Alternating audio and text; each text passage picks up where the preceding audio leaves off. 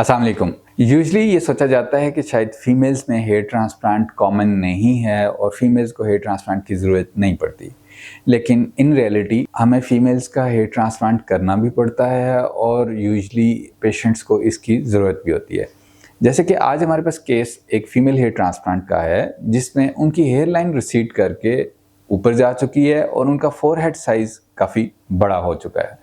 सो आप देख सकते हैं कि उनका फोरहेड और उनकी बोन बहुत ज़्यादा प्रोमिनेंट है और जहाँ पे हेयरलाइन होनी चाहिए थी वहाँ से हट के ये काफ़ी पीछे जा चुकी हुई है। ये जस्ट एक एग्जांपल है जिसमें हमें फीमेल्स में हेयर ट्रांसप्लांट करना पड़ रहा है और this is one of the common reasons. In cases में रीजंस मुख्तलिफ हो सकती हैं। पेशेंट के जेनेटिकली भी फोरहेड बड़ा हो सकता है बाय बर्थ भी, या किसी डिजीज़ के रिजल्ट में उनका फोरहेड साइज बड़ा हो सकता है, या एक कॉमन मिस्टेक जिसको हम कहते हैं कि ट्रैक्शन एलोपेशिया, कि जब बालों को पीछे बहुत ज़्यादा टाइट करके टाई किया जाता है उसकी वजह से भी आपके फ्रंट से बाल गिरना शुरू हो जाते हैं, रूट्स वीक हो जाती हैं और आपका फोरहेड साइज बड़ा हो जाता है।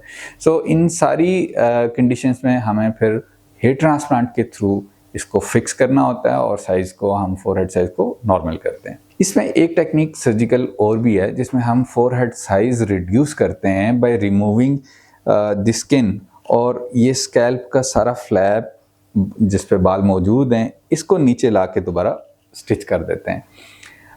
That is a more quick way out. उसमें हमें हेयर ट्रांसप्लांट के रिजल्ट्स का वेट नहीं करना पड़ता, बट उसमें एक स्कार ज़रूर मौजूद होता है। जस्ट जहाँ से बाल शुरू हो रहे हैं वहाँ पे एक स्कार देखने पे विजिबल होता है, इसलिए यूजुअली पेशेंट्स की वो प्रेफरेंस नहीं होती। आज के केस में हमें उनके फोरहेड साइज़ की वजह से ट्रांसप्लांट करना पड़ रहा है and she is a young female.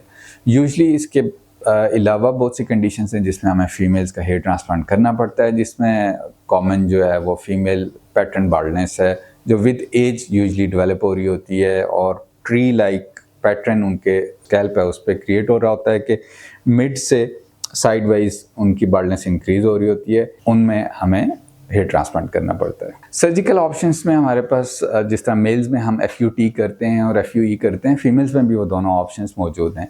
FUE में हम उनके बाल विदाउट शेव लिफ्ट करते हैं और एक स्पेसिफिक पैच को हम शेव कर लेते हैं और वहाँ से इंडिविजुअल हेयर्स ले लेते हैं। अगर फीमेल्स इस स्मॉल एरिया को भी शेव ना करवाना चाह रही हूँ तो इन दैट केस फिर हम वहाँ से विदाउट शेव स्किन की स्ट्रिप ले लेते हैं, दैट इज़ कॉल्ड FUT, और उसमें से इंडिविजुअल फॉलिकल्स अलग करके उनको इम्प्लांट करते हैं। सो FUT और FUE दोनों फीमेल्स में किए जा सकते हैं। डिपेंड्स कि आपकी आगे ग्राफ्ट्स की नंबर ऑफ ग्राफ्ट्स की नीड क्या है और आप कितना कुछ कवर करना चाहते हैं और वो कौन से प्रोसीजर से पॉसिबल है और what is the patient choice. But female hair transplant में हमें एक्सपर्टीज़ चाहिए because this is bit different from the male hair transplant. इनकी हेयर लाइन डिज़ाइन, जो एक्सट्रैक्शन है वो हमारे पास लिमिटेड एरिया है जहाँ से हमने डोनर एरिया को यूटिलाइज करना है, हम शेव करके नहीं कर पा रहे होते।